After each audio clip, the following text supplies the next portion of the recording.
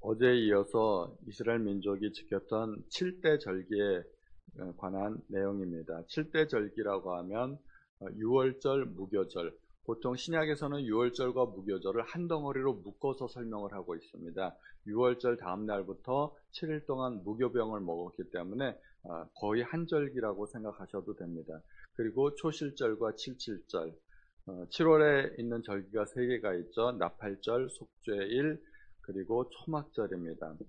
7개의 절기가 있지만 그 중에 특별히 유월절, 칠칠절, 초막절 이 3개는 또 3대 절기라고 해서 모든 이스라엘 남자가 성전에 올라와서 지켜야만 했습니다.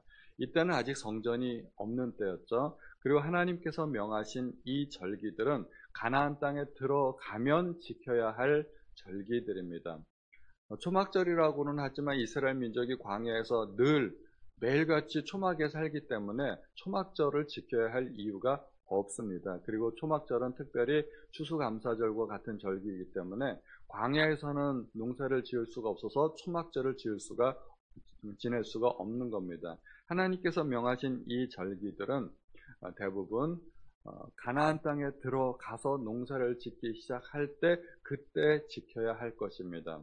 하나님은 계속해서 말씀하시는 것이 어떻게 너희가 가나안 땅에 들어갈 것인가 그 방법에 대해서 이야기하고 있지 않습니다. 그것은 하나님께서 하실 일이고 너희가 가나안 땅에 들어가거든 이러이러한 절기를 지키고 이렇게 살아라 하는 것입니다. 초막절은 포도와 올리브와 무화과 등 여름 과일을 수확하고 그 수확한 과일들을 저장하기 때문에 수장절이라고도 불렀습니다. 그러므로 초막절, 장막절, 수장절 이건 다 같은 절기에 서로 다른 이름입니다. 오늘날 추수감사절에 해당하는 것이죠. 그리고 7월 15일 모이기 시작해서 마지막 22일까지는 모든 노동을 멈추고 큰 모임으로 모이게 됩니다. 보통 추수감사절을 지낼 때는 성대한 잔치 그리고 그런 여러 가지 행사를 하지 않습니까? 그런데 특이하게도 이스라엘 백성들은 광야에 나가서 초막을 짓고 광야 생활을 기념했습니다. 지금은 광야에 나가기가 힘드니까 각 가정마다 베란다에 나가서 천막을 친다고 합니다. 보통 텐트 가지고는 안 되고요. 반드시 별이 보여야 된다고 그렇게 합니다. 이 초막절의 이스라엘식 이름은 수고트입니다. 수고트인데 이스라엘 민족이 출애굽한 이후에 나와서 처음 야영한 장소, 홍해를 아직 건너기도 전에 처음 야영한 그 장소가 숫꽃이었습니다. 숫꽃 기억하시죠? 숫꽃에서 비롯된 그 이름이 수고트입니다. 그들이 처음 나와서 숫꽃에 장막을 치니라 이렇게 돼 있는데 사실은 숫꽃에 장막을 친 것이 아니라 그 이름은 나중에 붙여진 것이죠. 장막을 쳤기 때문에 그곳이 숫꽃이라고 이름이 붙여진 것입니다. 숫꽃이라는 그 뜻 자체가 장막, 텐트 이런 뜻이 있는 것입니다. 원래 풍성한 수확을 하면 축제를 벌이고 즐겨야 하지 않겠습니까? 농사를 짓는 대부분의 나라에는 추수를 즈음해서 농경축제가 있기 마련입니다. 대부분 농경축제가 있습니다. 그런데 이스라엘의 농경축제는 잔치를 벌이기보다는 오히려 고난을 기억하는 축제가 되었습니다. 초막은 광야의 고달픈 생활을 회상하는 것입니다. 그러면서 동시에 가나안 땅에 풍성한 복을 허락하신 하나님의 은혜를 기억하기 위한 것이었습니다. 그러므로 이스라엘 민족이 축제를 즐기는 방법은 우리가 즐기는 방법하고 전혀 다른 것이죠.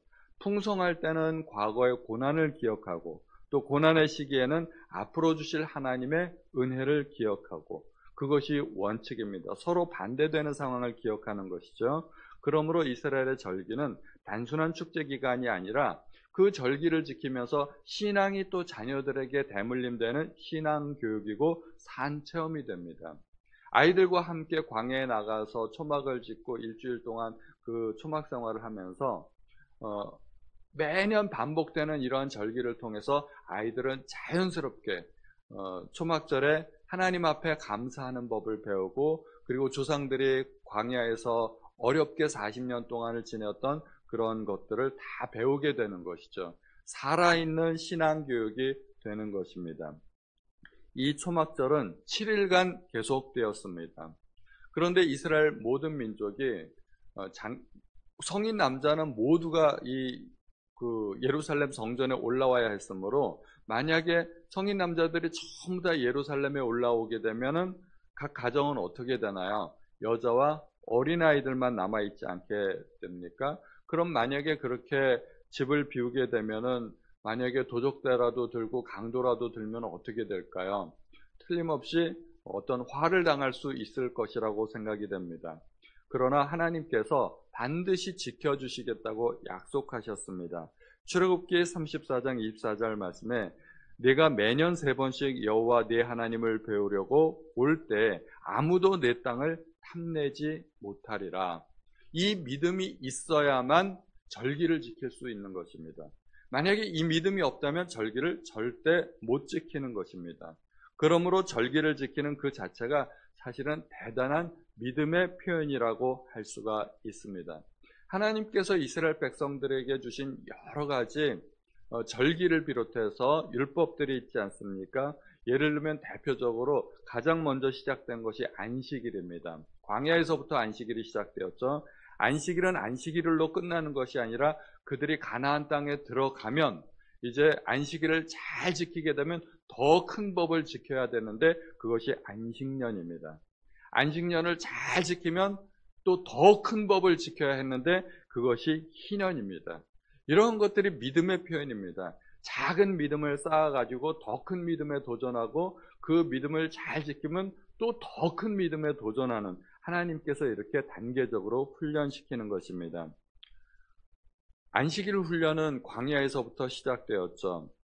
원래 만나의 유효기간은 하루입니다. 하루밖에 만나의 유효기간이 되지 않는데 안식일날 만나가 내리지 않으면, 그러면 안식일은 그들은 굶어야 했을까요? 그렇지 않습니다. 우리가 잘 아는 대로 안식일의 그 만나의 유효기간은 이틀입니다. 그러므로 안식일에는 일을 하지 않아도 절대로 굶지 않을 수 있었습니다. 일용할 양식이 보장된다는 것입니다. 하나님께서 주신 율법을 지키는데 우리에게 피해가 오고 또 굶고 그러면은 어떻게 율법을 다 지킬 수가 있겠습니까? 그러므로 하나님께서 보장해 주시는 것입니다. 안식년을 지킨다는 것은 7년마다 농사를 짓지 않는 해가 있다는 것입니다. 6년은 열심히 농사를 짓고 7년째는 땅을 쉬게 하는 것입니다. 농사를 짓지 않으면 한 해 가뭄만 들어도 굉장히 힘든데, 아예 농사를 짓지 않으면 도대체 뭘 먹고 살 수 있을까요? 그것에 대해서 하나님은 어떻게 보장을 해주셨을까요? 6년째 소출을 하나님께서 3배로 주시겠다고 약속하셨습니다. 3년치 소출을 주시면은 사실 그것도 굉장히 과다하지 않습니까? 원래는 2년치 소출만 주셔도 되는데 3년치 소출을 주시면 넘치도록 주시겠다는 것입니다. 그렇게 6년째 풍성한 소출을 얻게 되면 안식년을 지킬 수 있습니다. 이렇게 하나님께서는 절기와 모든 율법을 지킬 수 있도록 지켜주시고 보호해주시고 복을 주시겠다고 약속하셨습니다. 그런데 이스라엘 민족은 가나안 땅에 들어가서 안식년을 지켰다는 기록이 한 번도 없습니다. 안식년을 못 지켰습니다. 그러면 누구에게 문제가 있는 것일까요? 하나님께서 6년째 그 약속하신 3년치 소출을 안 주셨을까요? 만약에 하나님께서 3년치 소출을 안 주셨으면 이스라엘 민족은 어쩔 수 없이 7년째 일을 해야만 했을 것입니다. 그런데 하나님은 약속을 안 지키실 리가 없습니다. 반드시 약속을 지키시는 하나님이시기 때문에 6년째 되는 해에 하나님은 3년치 소출을 주셨습니다. 그러면 이스라엘 민족은 왜 7년째 안식년을 지키지 않았을까요? 그것은 욕심 때문이었습니다. 3년치 소출을 거두고 그것을 창고에 저장한 다음에도 내가 더 열심히 일해서 더 많이 벌어야지, 그 생각이 있으면 절대로 못 쉬는 겁니다. 하나님께서는 안식년 때 땅을 쉬게 하심으로 그 땅에서 스스로 자라난 곡식과 열매들은 이방인들, 나그네들, 고아들, 과부들, 그리고 심지어 들짐승들이 와서 먹을 수 있도록 땅을 내버려 두라고 말씀하셨는데, 그 내버려 두는 것, 그 노는 땅, 내가 열심히 일해서 더 많이 벌면 내가 더 부자가 될 수 있을 텐데, 그런 생각이 들지 않았겠습니까? 인간의 욕심은 자연스럽게 그런 쪽으로 흘러가는 것입니다. 그래서 땅을 쉬지 못하고, 그리고 안식년을 한 번도 지키지 못했던 것입니다. 욕심, 항상 욕심이 문제입니다. 그러므로 우리가 절기를 지킨다는 것은 하나님의 명령에 순종하는 의미가 있는 것이고, 그렇지만 또 하나님께서 보호해 주시고 반드시 채워 주실 것에 대한 믿음의 표현이기도 한 것입니다.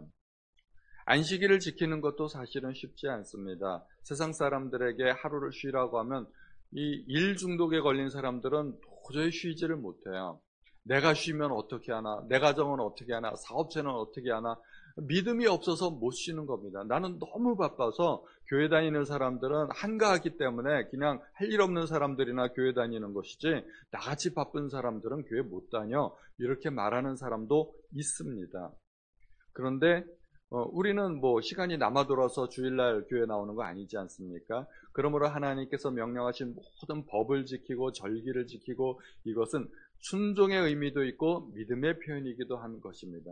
내가 하나님의 명령을 지키면 하나님께서 반드시 채워주신다. 이 믿음이 없으면 우리는 신앙생활 절대 못합니다. 그러므로 우리는 작은 명령부터 지켜나가야 됩니다. 첫 번째가 안식일, 주일이죠. 이스라엘 민족이 광야에서부터 안식일을 지켰듯이 우리는 신앙의 걸음마 단계에서 우리는 주일을 지키는 것부터 시작해야 할 것입니다. 삶의 쉼표를 찍는 것입니다. 내 삶을 일단 멈추고 열심히 달려가지만, 그러나 하나님께서 잠깐 멈추고 쉼표를 찍고 나의 일상의 삶을 멈추고 하나님을 돌아보는 것입니다. 아무리 바빠도 중요한 일은 반드시 해야 되는 것입니다. 초막절에는 매일마다 제사를 드렸죠. 제사를 드린다는 것은 하나님께서 주신 것에 대한 감사의 표현입니다. 여러 가지 제사가 있지만 일반적으로 드리는 서원제, 낙헌제, 번제, 소제, 화목제, 이런 여러 가지 제사가 있지만 그것 외에 초막절의 예물을 따로 드리라고 명령하고 계십니다. 첫날에는 숫송아지 13마리, 순양 2마리, 그리고 어린 양 14마리를 속죄제로 드리고, 또 소제를 또 함께, 소제와 전제를 함께 드리고, 그런데 우리는 오늘날 이렇게 제사를 드리지 않기 때문에 몇 마리 드리고 어떻게 드리고 이런 걸 구체적으로 기억할 필요는 없겠습니다.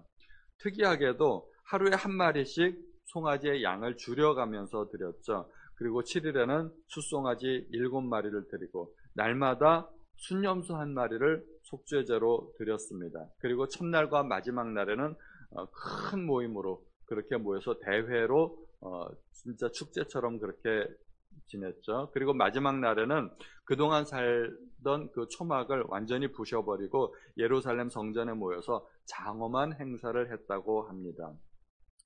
이스라엘 민족은 절기 때마다 이렇게 성회로 큰 모임으로 모였습니다.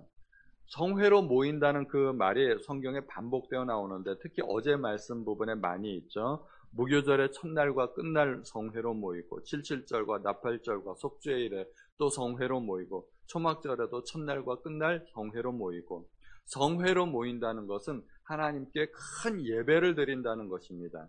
이것은 우리에게 예배가 우리의 삶의 근간이 되어야 함을 우리에게 보여주고 있습니다.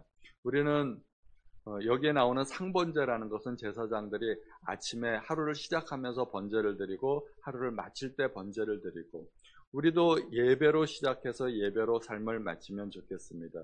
우리가 이렇게 새벽 예배를 드리면서 하나님의 말씀을 듣고 기도하면서 하루를 시작하고, 또 마칠 때 침대에 들어가서 각자 자기의 삶을 돌이켜보고 하나님 앞에 기도하면서 하루를 마치면은 그것이 우리에게 상번제의 의미가 되는 것이 아닐까 생각이 됩니다. 날마다 예배로 하나님 앞에 드려지는 삶을 사시는 우리 성도님들 되시기를 우리 예수님의 이름으로 축원드립니다. 하나님 아버지, 오늘도 저희에게 여러 가지 절기와 또 율법의 의미를 설명해 주심을 감사드립니다. 이스라엘 민족이 초막절을 지내면서 풍성한 수확을 주신 하나님 앞에 감사하고 또 고난을 기억했듯이 우리가 풍성할 때도 늘 함께 하시고 지켜주시고 보호하시고 채워주시는 그 하나님을 기억할 수 있도록 도와주옵소서. 하나님 앞에 여러 가지 절기와 그리고 주의를 지킬 때 저희에게 믿음을 허락하여 주옵소서. 모든 말씀 우리 주 예수님의 이름으로 기도하였습니다. 아멘. 하늘에 계신